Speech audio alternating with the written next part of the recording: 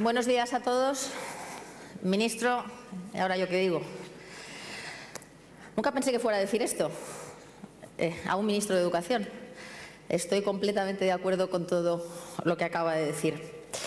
Nos asomamos a un tiempo de grandes oportunidades. Vivimos, da la sensación, inmersos en el pesimismo de la crisis y, sin embargo, no nos damos cuenta que delante de nosotros está la mayor oportunidad de la historia de la humanidad, muchas gracias, probablemente en mucho tiempo.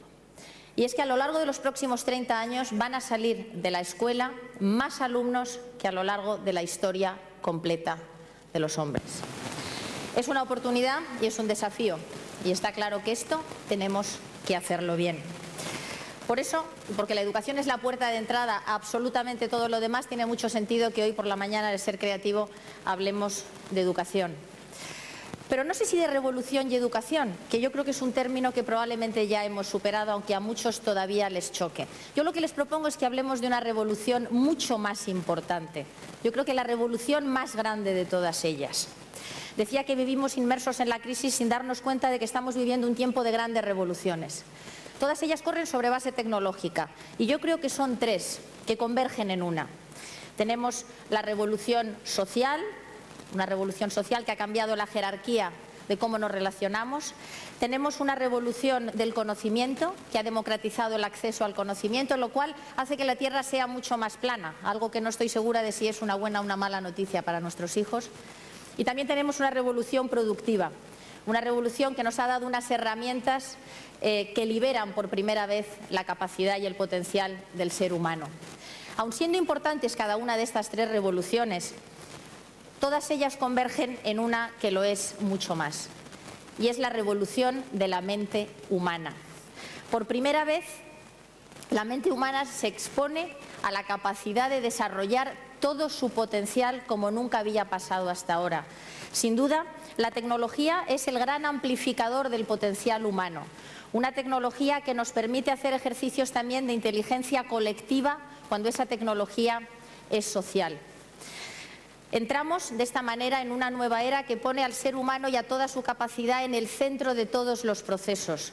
Hoy más que nunca cada ser humano tiene la capacidad de hacerse oír, de conectar con otros, de llegar mucho más lejos.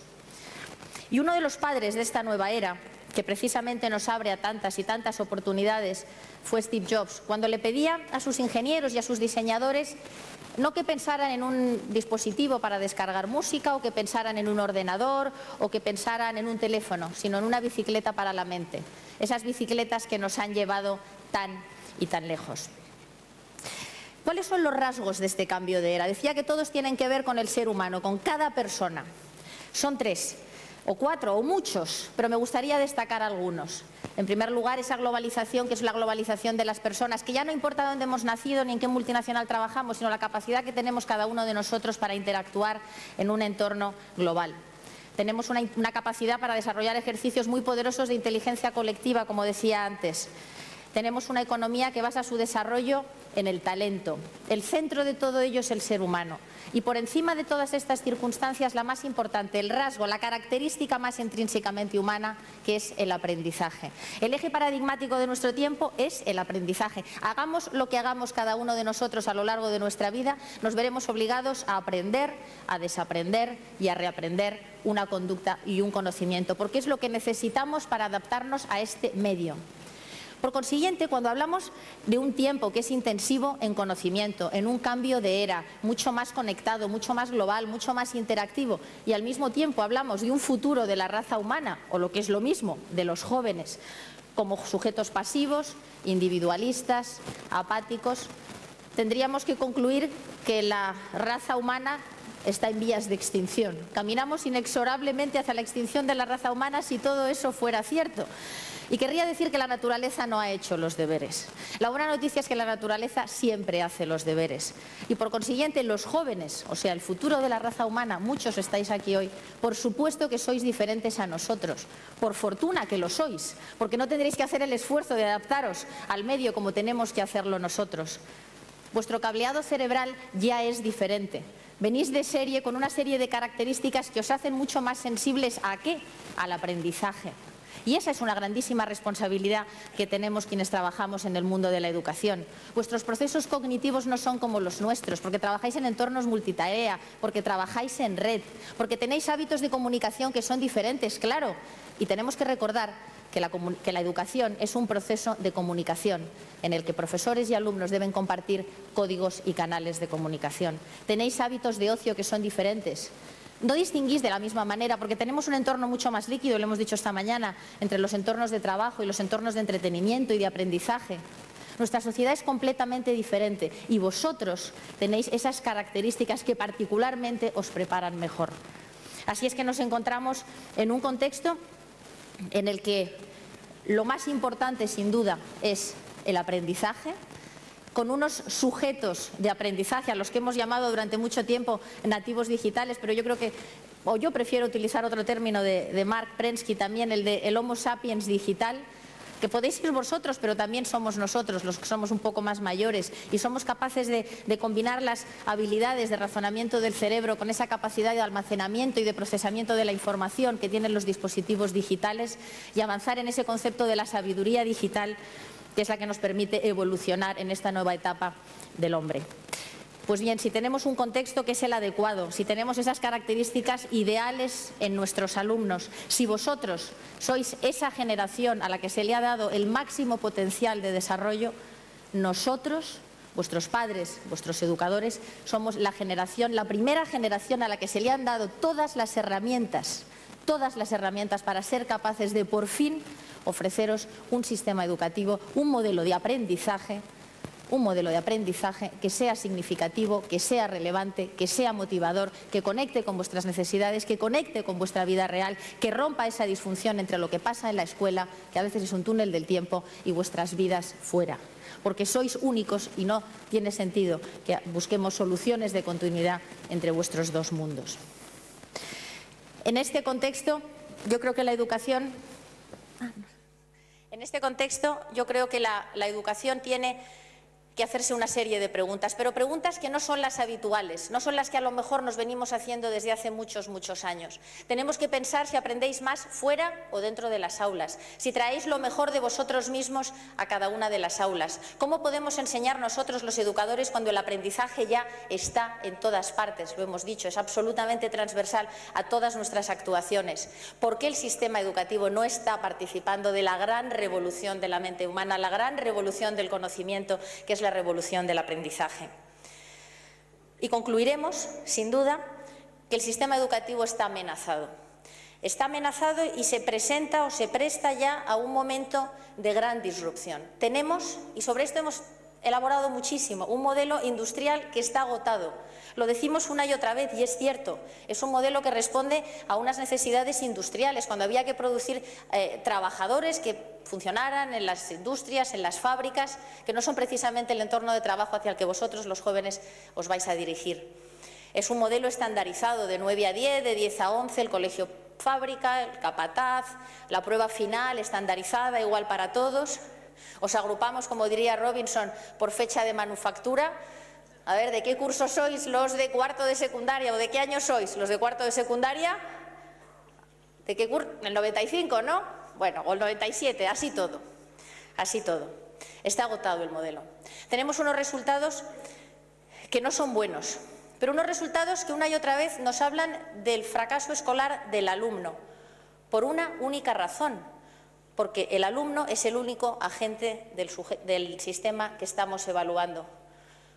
El fracaso escolar es el fracaso del alumno porque no evaluamos a los profesores, porque no evaluamos los colegios, no evaluamos las universidades, la administración, la sociedad, los medios, las familias, a todos, porque todos tenemos que participar de este gran cambio, de esta gran transformación del modelo. No solamente son los alumnos el resultante. Y sin duda estamos perdiendo un tercio de nuestro talento. No creo que España, en esta profunda crisis en la que está, pueda estar perdiendo un tercio de su talento, un tercio de esos recursos humanos. Alumnos brillantes que sencillamente no se han adaptado al sistema, cuando el sistema ha estado esperando que vengan a buscarlo, en vez de ir nosotros a buscaros a vosotros. Estamos en un proceso de crisis de identidad del propio sector.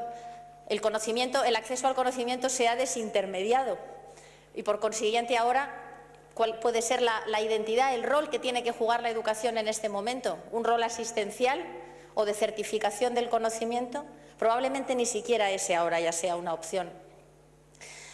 Sin duda camina el sistema educativo hacia la irrelevancia. Hacia la irrelevancia va a ser probablemente una reliquia del pasado, un modelo anacrónico que no conecta para nada con las necesidades sociales, con las necesidades individuales de una sociedad que ofrece tantas y tantas oportunidades. Y estamos en una reconversión del sector, lo queramos o no, lo queramos ver o no lo queramos ver, porque se producen dos de las condiciones para que un sector se vea obligado a reconvertirse. En primer lugar es la liberalización. ¿Y qué se ha liberalizado en esto? El conocimiento. El conocimiento ya no es propiedad del aula, no es propiedad del sistema. El conocimiento ha salido de las aulas. Lo sabéis, podéis acceder a él en cualquier lugar, desde cualquier dispositivo. El conocimiento se ha liberalizado. Y el segundo elemento, la segunda condición para iniciar este proceso inevitable de reconversión del sector, se está produciendo un proceso de innovación disruptiva, por supuesto, desde fuera del sistema. Cada vez hay más agentes no formales, informales de educación que están desarrollando servicios que ofrecen oportunidades de aprendizaje a los alumnos en los sistemas formales que son más adecuados a sus necesidades. Y cada vez más, desde fuera del sistema, se están tomando posiciones y pierde relevancia el sector. Evidentemente combatimos estas amenazas con munición del siglo XIX y del siglo XX. Es muy difícil que nuestra sociedad, con unas estructuras como las que tenemos, que la mayoría también son heredadas de otro tiempo, vayan a consentir que se produzcan estos cambios. Pero vamos a pensar por un momento que es posible y que queremos hacerlo, porque queremos hacerlo. Estoy convencida que queremos hacerlo. Lo primero, el primer requisito para el cambio, tenemos que transformar nuestro paradigma. Llevamos muchísimos años poniendo y quitando caballos, pensando siempre que el coche que más corre va a ser un coche de caballos al que le ponemos 4, le quitamos 6, le ponemos 5 y le quitamos 3. Y entonces hablamos siempre en los mismos términos, sin darnos cuenta que lo que probablemente necesitamos sea un motor o, en este caso, utilizar las oportunidades que nos ofrece un microchip. Y sigamos soñando y pensemos en ese modelo ideal. Lo primero que tendremos que ponernos todos de acuerdo como sociedad, y aquí hay, yo creo, todos los agentes sociales representados, es qué modelo de educación queremos, con qué fines. ¿A qué fines sirve la educación? Es que esto es elemental y todavía yo creo que no nos hemos puesto de acuerdo. No se trata de pensar qué profesiones van a desarrollar nuestros alumnos, porque no las conocemos, porque probablemente no existen todavía. Sabemos que no existen, que serán nuevas. Tenemos que dejar de preparar a nuestros alumnos para la certeza y prepararles para la incertidumbre. Y pensar cuáles son los grandes agentes de cambio que están condicionando completamente nuestra sociedad. Y pensar en esas organizaciones superestructuradas, en un mundo que está conectado globalmente, y pensar cuáles son las habilidades que tenemos que desarrollar. Y tenemos que superar, por supuesto, ese debate ya de si el conocimiento o la competencia. Claro que tenemos que desarrollar habilidades superiores del pensamiento, que probablemente ya ni siquiera sean la creatividad y la innovación o el pensamiento crítico, aun teniendo que estar presentes, probablemente tengan que ser todavía más elevadas. Yo propongo estas, pero hay muchos modelos. Lo importante es que estemos de acuerdo. El siguiente paso en este momento en el que estamos pensando en el modelo es cuáles serían las características. Y en el modelo ese tradicional de la escuela sacamos la pizarra, ponemos la tiza y yo les puedo decir a ustedes, pues miren, tiene que ser compartido, tiene que ser interactivo. Me puedo detener incluso sobre alguno de los conceptos, como el de co-creativo. Esto es un elemento fundamental. Nuestros alumnos, nuestros jóvenes, son los consumidores más sofisticados que ha habido jamás, porque personalizan, individualizan cada una de sus experiencias de consumo. Son los consumidores del servicio más extendido sobre la faz de la Tierra, la educación, que es el servicio más estandarizado de todos ellos. Y es el único sector en el que jamás nos hemos asomado para preguntarle a los consumidores cómo les gustaría que fuera, porque partimos de un prejuicio, estamos instalados en la creencia de que lo que no quieren es aprender. Y eso es un error. Sí quieren aprender y ya hemos visto que sus características personales son muchísimo más sensibles a ese aprendizaje. El aprendizaje tiene que ser instantáneo, por supuesto, interactivo, tiene que ser libre, pero fundamentalmente tiene que ser personal y único. Y ahora por fin es posible, esa es la gran noticia de la educación en nuestro tiempo. Si hay una cosa que nos permite la tecnología es ser capaces de adecuar lo que hacemos al estilo y al ritmo de aprendizaje de cada alumno. Esto lo permite la tecnología y antes no podíamos hacerlo, mucho menos en entornos estandarizados como un aula, grupo, clase, profesor. Ahora tenemos que avanzar, como avanza la medicina, hacia esa medicina personalizada, esa medicina genómica, tenemos que avanzar hacia un modelo personal y único de la educación. Porque al final el ser humano lo trata la medicina y lo trata la educación y parece que le damos más importancia, bueno, pues a la parte biológica, fisiológica, cuando probablemente sea la parte emocional, cognitiva, intelectual la que tenga mucha más importancia. Avancemos de la mano de la medicina y seamos capaces de adaptar aquello que hacemos a esa forma diferente de aprendizaje que despliega cada uno de nuestros alumnos, porque si hay una cosa que nos dice la neurociencia es que todos sois diferentes y que todos pensáis y aprendéis de una manera diferente. Pero en vez de hacer este modelo a lo mejor clásico, tradicional, con una serie de conceptos que son muy pasivos, en los cuales estamos lanzando esta información, prefiero que compartamos unas imágenes que explican un modelo de los muchos más que puede haber, un modelo de a qué podría parecerse una educación diferente en el siglo XXI, para la cual ya disponemos de recursos.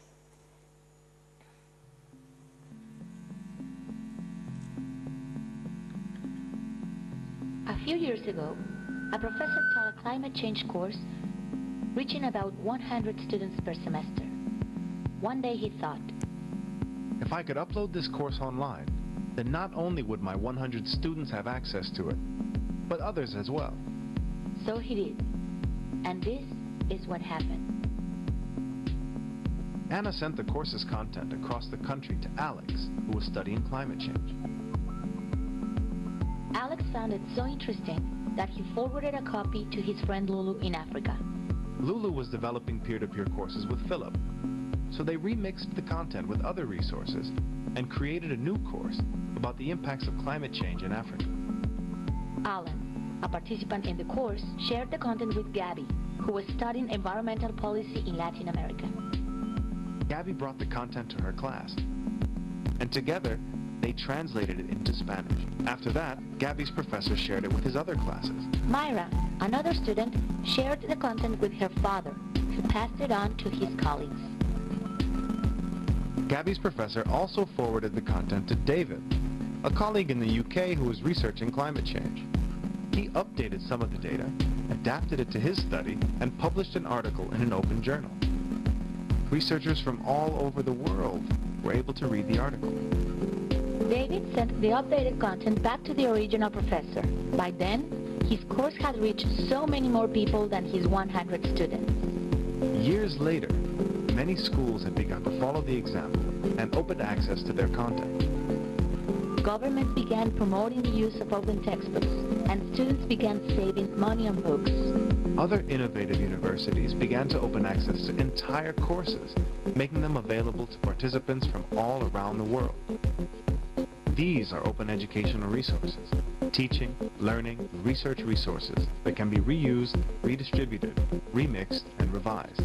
Open educational resources are accessible to everyone: learners, teachers, researchers, parents, workers, citizens, to you. This is open education, knowledge as a public good. Everyone has the right to be educated, yet only a few have access to school. Open educational resources increase access to, improve quality of, and reduce costs of education. Sharing knowledge is important. Now you know. Open educational resources. Give everyone the opportunity to learn.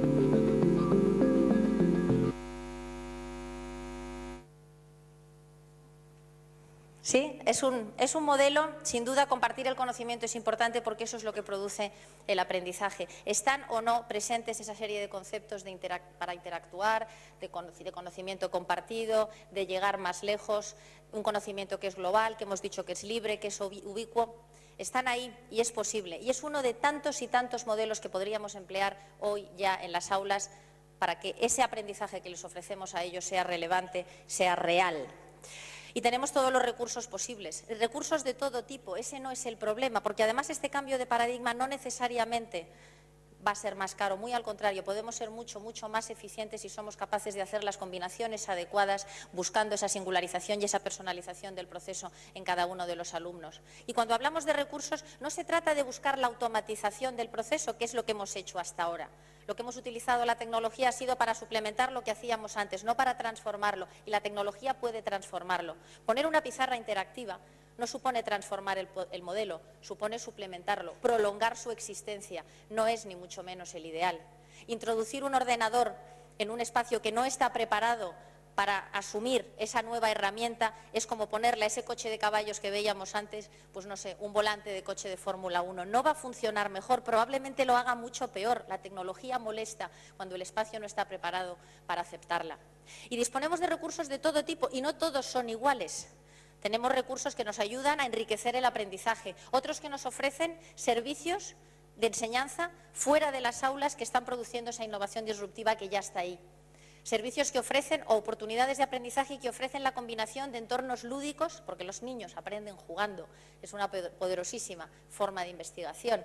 Muy importante todo el concepto de los videojuegos, el uso del juego dentro de la enseñanza, y lo estamos perdiendo, es una pena. Pues bien, hay muchos recursos que nos permiten introducir los conceptos del juego dentro de las aulas y prolongar lo que pasa dentro de las aulas fuera de ellas, que eso es realmente lo que estamos buscando y lo que es importante. Recursos que nos permiten la colaboración y que nos permiten la creación personal de conocimiento. Yo creo que es posible.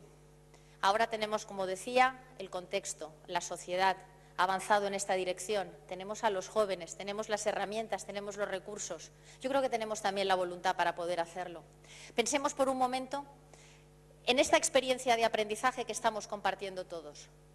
Es una exposición frontal, probablemente muy clásica, suplementada en cierta manera por la tecnología, pero no transformada, con alguna serie de imágenes que a lo mejor nos han permitido entender mejor una serie de conceptos, porque somos mucho más visuales, incluso los adultos, también somos más visuales, no tanto como ellos, pero también somos muy visuales para entender lo que estamos intentando comunicar, el concepto que estamos intentando transmitir.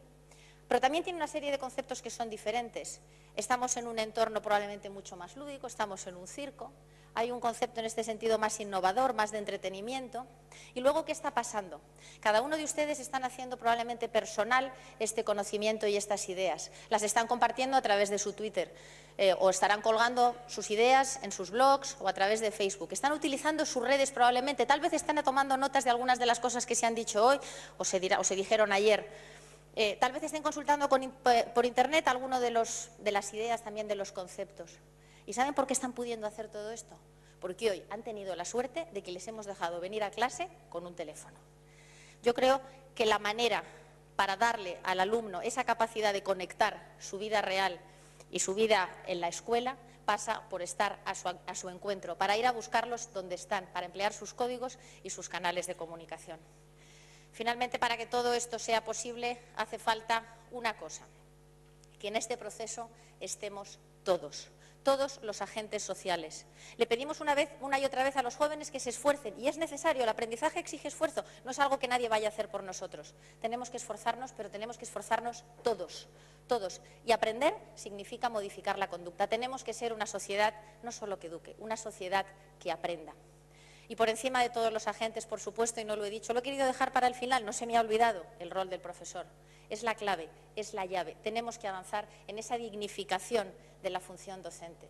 Una sociedad que pide una nota de un 8 o un 9 para entrar en veterinaria y un 5 para las facultades de educación es una sociedad enferma. Tenemos que dignificar la función de los docentes y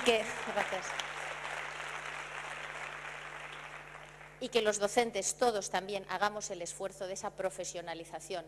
No conozco a un solo profesor que se haya despertado por la mañana pensando que no va a hacerlo de la mejor de las maneras posibles. Tenemos que contar con nuestros docentes para hacer las cosas sin duda mejor. Las oportunidades están ahí, nos abrimos a una nueva era en la que pequeñas cosas pueden producir grandes cambios, en los que podemos pensar en cosas que eran imposibles. Un cambio de era que lleva los límites del ser humano mucho más lejos, y por consiguiente los límites de cada uno de nuestros alumnos también mucho más lejos. Es el momento de asumir riesgos, y eso es lo mismo que asumir responsabilidades, porque tenemos que asomarnos al futuro de nuestra sociedad, a nuestro futuro, pero fundamentalmente al futuro de nuestros alumnos y lanzarnos. Muchas gracias a todos.